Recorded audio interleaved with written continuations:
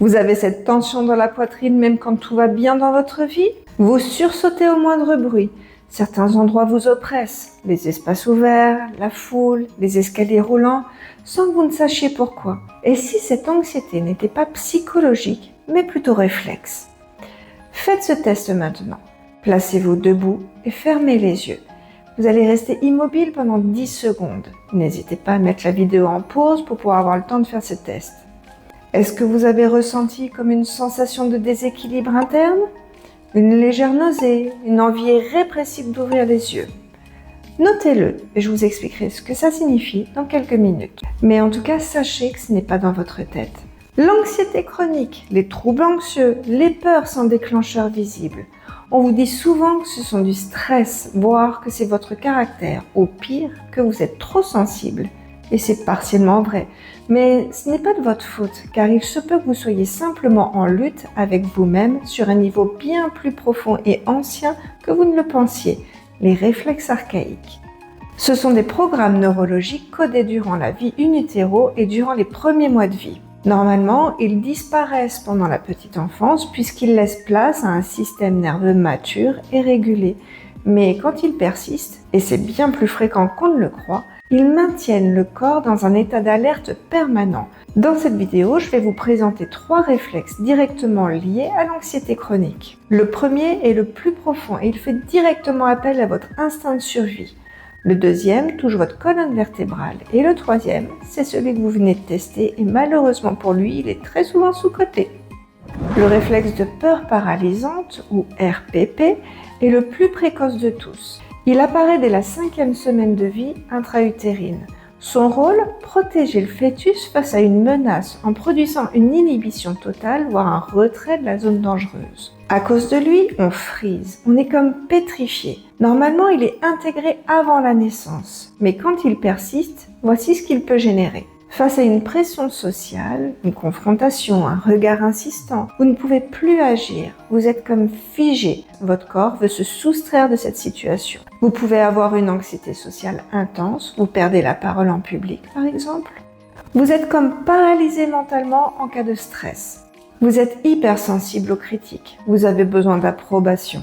Il y a également souvent une tendance marquée à l'évitement ou au retrait. Vous avez toujours une bonne excuse. Et ce n'est pas une faiblesse de caractère.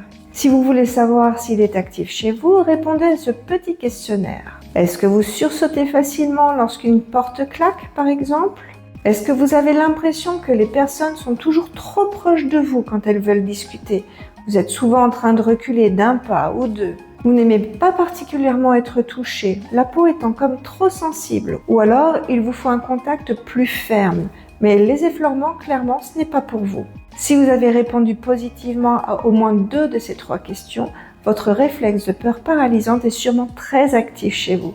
Si vous souhaitez pouvoir le travailler, je vous invite à la fin de la vidéo pour le programme d'exercice dédié en fonction de votre situation. J'en profite pour vous inviter à liker cette vidéo si le contenu vous intéresse et n'hésitez pas à vous abonner pour ne pas rater mes prochaines vidéos qui sortent toutes les 2 semaines.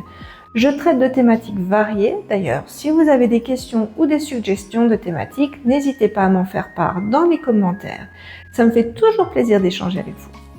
Le second réflexe qui joue un rôle important dans les cas d'anxiété chronique, c'est le réflexe de Pérez. C'est un programme de survie archaïque qui n'a pas trouvé sa sortie. Ce réflexe est déclenché par une pression progressive le long de la colonne vertébrale, du bassin vers la nuque. Exactement ce qu'il se passe lors de l'accouchement et d'ailleurs, in utero, il prépare le bébé au passage dans le canal utérin. Quand il est non intégré, il maintient une hypersensibilité axiale, c'est-à-dire une hypersensibilité excessive de la colonne vertébrale, mais pas uniquement, car elle se diffuse plus généralement. Dans ce cas, on retrouvera un inconfort face aux vêtements serrés, col roulé, ceinture, bretelles de sac, une réaction excessive aux surprises tactiles, une main dans le dos, un frôlement inattendu, une tension chronique dans le bas du dos et dans les épaules. Et chez l'enfant, une agitation permanente sur la chaise, une hypersensibilité aux textures, un refus de s'asseoir. Ce réflexe crée ce que j'appelle une hypervigilance de fond. Votre système nerveux est en train de surveiller l'espace autour de lui en permanence et ça épuise. Pour le tester, vous allez vous placer à quatre pattes et demander à quelqu'un avec 2 doigts de partir de la zone du bassin et de longer la colonne vertébrale jusqu'au cou. Si vous observez une ondulation, comme une tentative d'éviter le contact, c'est que le réflexe est actif. Rendez-vous donc à la fin de la vidéo pour les exercices. Par contre, si rien ne se passe, c'est que ce réflexe est mature. Mais il peut rester un troisième réflexe qui génère de l'anxiété et c'est le réflexe de redressement de la tête oculaire et labyrinthique. Ce sont 2 réflexes en un et ils travaillent ensemble. Le labyrinthique utilise l'oreille interne pour orienter la tête dans l'espace. L'oculaire utilise évidemment les yeux. Quand ils sont mal intégrés, le cerveau reçoit les informations contradictoires sur où vous en êtes dans l'espace. Et un cerveau qui ne sait pas où il en est, panique. Ce réflexe peut générer des vertiges ou des nausées dans les espaces ouverts, quand il y a beaucoup de foule ou dans les transports. Une anxiété en voiture, sur les escalators, dans les halls bondés. Un besoin constant de s'appuyer sur quelque chose pour se rassurer. Chez l'enfant, il provoque des difficultés d'orientation spatiale, des troubles de l'écriture et une anxiété par exemple pendant les récréations. Vous vous souvenez du test au début avec les yeux fermés pendant 10 secondes ? Si vous avez senti cette agitation, si les yeux ont voulu se rouvrir tout seuls, c'est le réflexe labyrinthique qui vous a parlé. Mais pour affiner le test, on peut également demander à la personne de s'asseoir et de fixer un point devant elle. On va alors incliner le corps sur le côté droit, gauche, et on le fera avec les yeux ouverts et les yeux fermés, tout en imaginant qu'on garde le point devant soi fixe. Si on voit que la tête ne cherche pas à garder le regard horizontal, donc ça se penche, c'est que le réflexe est immature. Maintenant, passons aux choses sérieuses, les exercices, car si vous en avez marre de vous angoisser pour tout, il va falloir réapprendre à votre corps à réagir de la bonne manière. Les exercices dont je vais vous parler seront à pratiquer durant 1 à 2 minutes par jour, et ça pendant 6 semaines. Si vous avez repéré le réflexe de peur paralysante actif, alors vous allez devoir faire le tam-tam corporel. Vous placerez une main à plat sur votre sternum et avec l'autre main, vous allez venir effectuer une percussion sur un rythme 1, 2, 1, 2, 3. Vous allez le faire 3 fois sur le sternum. Ensuite, on le fera sur les épaules, donc bras croisés, au niveau des hanches, à l'arrière des genoux. Et si vous êtes assis, vous pouvez le faire également au niveau des voûtes plantaires. La percussion devra être ferme, il faut vraiment sentir la vibration qui rentre à l'intérieur du corps, mais évidemment, il ne faut pas que ça soit douloureux.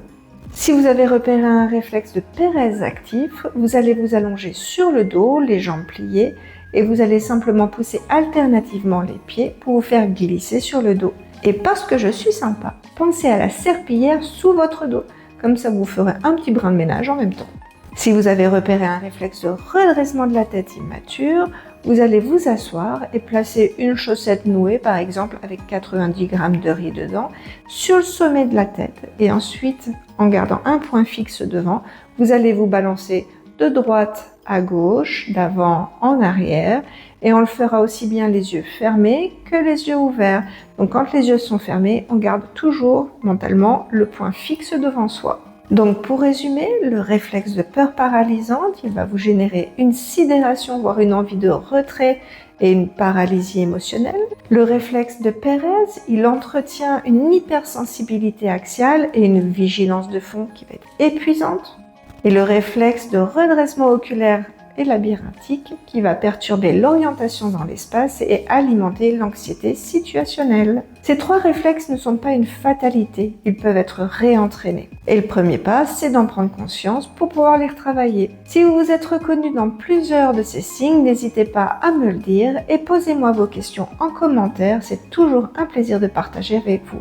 Si vous voulez comprendre comment le réflexe de Moro amplifie tout ce que vous venez de voir, la prochaine vidéo est faite pour vous. Je vous dis à très bientôt pour la prochaine vidéo. Ciao!